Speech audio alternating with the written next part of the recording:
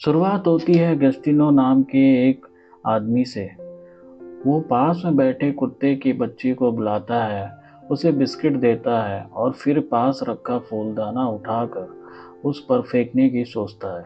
लेकिन फूलदाना तार से बंधा होता है, इसलिए कुत्ता बच जाता है। इसके बाद गस्टिनो अपनी बीवी से बातें कर रहा होता है और तभी उसकी बीवी के पास पालतू कुत्ता आता है और गस्टिनो के जूतों पर टॉयलेट कर देता है। यह कुत्ता रोज ऐसा करता है, जिससे गस्टिनो बहुत परेशान हो चुका है। गुस्से में वह सोचता है कि इस कुत्ते को मार ही देना चाहिए। तभी वह उसका बड़ा बेटा रैंचो अपनी पत्नी लारा के साथ पहुंचता है। सीन कट होता है और हमें फिल्म का असली नायक सैंड्रो दिखाया जाता है। एक लाइन में कहे तो सैंड्रो एक दबंग किस्म का लड़का है। सैंड्रो गेस्टिनो का छोटा बेटा है। तभी उसकी माँ कहती है अपने भाई का सामान बाहर रखा है, उसे अंदर ले आओ।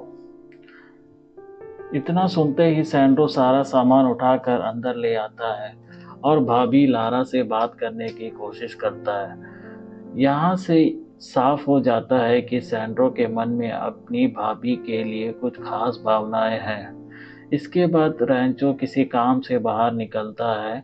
जाते जाते वह लारा को गले लगाता है और पीछे से छेड़ता है। यह सब सैंड्रो दूर यह सब सैंड्रो दूर से देखता है, हल्की मुस्कान देता है। अगले ही सीन में सैंड्रो लारा को बीच पर ले जाता है, जहां बाकी लड़के लारा को घूरते हैं, लेकिन उसकी अपनी नज़र भी बस लारा पर ही टिकी रहती है। तभी सैंड्रो के दोस्त आते हैं और लारा को अलग नज़र से देखते हैं। उसी वक्त सैंड्रो की एक दोस्त लड़की आती है और कहती है चलो हम दोनों स्विमिंग करते हैं। लेकिन सैंड्रो झिझक जाता है और कहता है मैं नहीं आऊँगा, तुम लोग चले जाओ। सब चले जाते हैं तो लारा पूछती, उसी दिन रात को यह कोहिनूर वाला सैंड्रो लड़का उस बीच पर मौजूद केबिन के पास अपने दोस्तों के साथ गया। वहाँ केबिन में एक कपल मस्ती कर रहे होते हैं। तभी सैंड्रो ने उस केबिन में एक बिल्ली छोड़ दी और वहाँ से भाग गया। उसी दिन रात को सैंड्रो अपने पिताजी के पास गया और पैसा मांगने लगा। वजह यह थी कि सैंड्रो के पिताजी ने उसे उसकी बहन के साथ बीच पर भेजा था और इसके बदले में सैंड्रो थोड़ा पैसा मांग रहा था। यह सब लारा सुनती रहती है।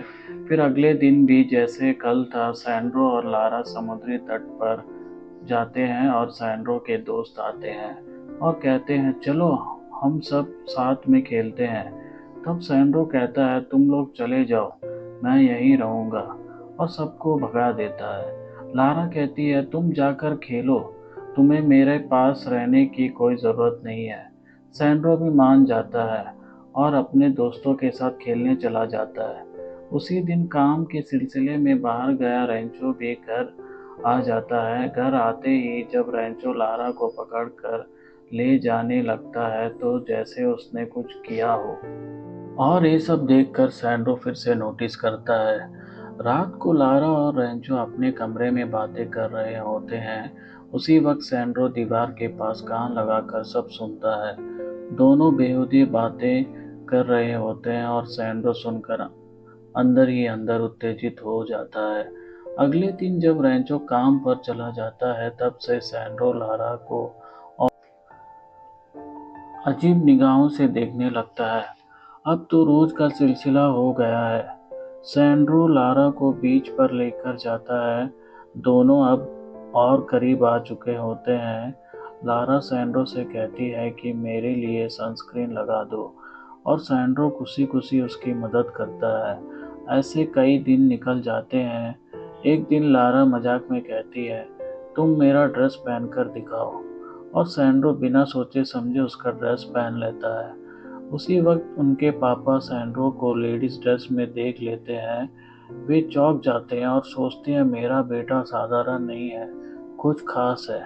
अगले दिन सैंड्रो लारा को बीच पर ले जाता है और वहाँ कमरे में लारा पहले से ही ड्रेस बदल चुकी होती है।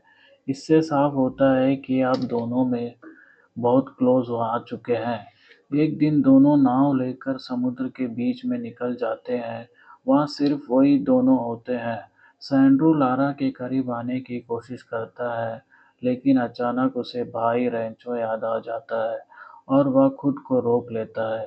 अगले दिन रेंचो घर आता है और फिर लारा से बेहूदे अंदाज में बातें करता रहता है। यह सब सैंड्रो सुनता रहता है। जो रोज की तरह काम पर चला जाता है, लेकिन सैंड्रो का बर्ताव अब बदल चुका है। जब लारा बीच पर ड्रेस बदल रही होती है, वह कहती है, तुम बाहर जाओ। सैंड्रो कहता है, मैं बाहर नहीं जाऊंगा, बस यहीं पीछे हटकर खड़ा रहूंगा, और धीरे धीरे पास आने लगता है। लारा गुस्से में उसे एक जोरदार थप्पड़ मार देती है। सैंड्रो गुस्सा और हैरानी से कहता है, तुमने मुझे क्यों थप्पड़ मारा? भाई ने भी तो ऐसा ही किया था। तब तुम खुश थी। लारा कहती, हमने सिर्फ खेला था। तुम्हें गलत सोचना नहीं चाहिए। सैंड्रो शक में अपने दोस्त के पास जाता है और वैसा ही बर्ताव करता है जैसा लारा का साथ किया था। वहां में भी अपने दोस्त के साथ एक जोरदार थप्पड़ मार देता है। शाम को रेंचो सैंड्रो को फोन करता है और कहता है, मैं आज घर नहीं आऊंगा, यह बात अपनी भाभी से बता दे। सैंड्रो यह बात जाकर लारा को बताता है, लेकिन लारा दुखी हो जाती है क्योंकि उसने अपनी तैयारी करके रखी हुई थी। तभी सैंड्रो कहता है, चलो हम पार्टी में चलते हैं। लारा सोचती है, वैसे भी यहाँ तो मेरा पति नहीं आने वाला है, और तैयार हो जाती हूँ। असल में रेंचो घर नहीं आया क्योंकि अब उसका अफेयर चल रहा था। दूसरी तरफ सैंड्रो और लारा पार्टी में जाते हैं, जहाँ लारा किसी और लड़के के साथ डांस करती है। डांस करते हुए कुछ लड़के लारा पर गंदी बातें करते रहते हैं। यह देखकर सैंड्रो गुस्से में आ जाता है और लारा को वहां से बाहर खींच लाता है। बाहर आकर लारा पूछती है, तुमने मुझे बाहर क्यों निकाला? सैंड्रो कहता है, क्योंकि लोग तुम्हारे बारे में गलत बोल रहे हैं। यह सुनकर लारा प्रभावित होती है और समझ जाती है कि सैंड्रो उससे सच्चा प्यार करता है। लारा उसके गले पर एक किस देती है, लेकिन आगे बढ़ते बढ़ते रुक जाती है। उसे एहसास होता है कि यह गलत है और वह घर लौट जाती है। उसी रात सैंड्रो अपने भाई को कॉल करके कहता है कि मैंने तेरे बीवी को किस कर लिया है, लेकिन रैंचो हंसकर कहता है, क्या मजाक कर रहा है, सोने दे, और फोन काट देता है। अगली बार सुबह लारा सैंड्रो के पास आती है और कहती है, मैं कल रात नशे में थी, मुझे समझ नहीं आया कि मैंने क्या किया। इसी बीच में यह भी चेक करती है कि उनके कमरे की आवाज़ पड़ोसी कमरे तक जाती है या नहीं, लेकिन कोई आवाज़ सैंड्रो डांस करते करते लारा कहती है, मैंने चेक किया था, कोई आवाज़ नहीं जाती। सैंड्रो कहता है, तुमने ठीक से नहीं सुना होगा, ध्यान लगाकर सुनोगे तो आवाज़ आएगी। धीरे धीरे वह भी उसी तरह लारा को छूने लगता है जैसे उसका भाई करता था। शुरू में लारा इनकार करती है, लेकिन थोड़ी देर बाद मान जाती है। एक दिन घर खाली होता है। शाम को सैंड्रो किताब पढ़ रहा होता है। तभी लारा आती है और उसकी किताब छीनने की कोशिश करती है। दोनों पास आते हैं। तभी बाहर से रेंचो की आवाज़ आती है। दोनों घबरा कर दूर हो जाते हैं। उसी रात जब रेंचो लारा को डांट रहा होता है, सैंड्रो पास वाले कमरे से सब सुन रहा होता है, लेकिन हिम्मत नहीं जुटा पाता। सैंड्रो को दिल में जो कुछ भी चल रहा है उसे सहना मुश्किल हो जाता था। वह बीच की तरफ निकल जाता है। घर पर नहीं मिला अगले दिन जब वह घर पर नहीं मिलता तो सब लोग ढूंढते हैं। आखिरकार लारा को पता चलता है कि वह बीच पर बने एक केबिन में है। वहां जाती है और दोनों एक दूसरे से माफी मांगते हैं, फिर दोनों वहीं पास आ जाते हैं। थोड़ी देर बाद पूरे परिवार वहां आ जाता है। लारा कहती है, मैंने अभी अभी सैंड्रो को पसंद किया है। फिर दोनों बाहर आते हैं। परिवार वाले कहते हैं, आप कभी ऐसा मत करना, घर छोड़कर मत जाना। इसके बाद सब पार्टी करते हैं इसके बाद सब पार्टी करते हैं। सैंड्रो और लारा अब बहुत क्लोज हो चुके हैं। एक तरफ सैंड्रो खुश है कि लारा को पा लिया है और यहीं पर फिल्म खत्म हो जाती है। दोस्त, अगर आपको यह वीडियो पसंद आए तो लाइक, शेयर, सब्सक्राइब करना मत भूलिए।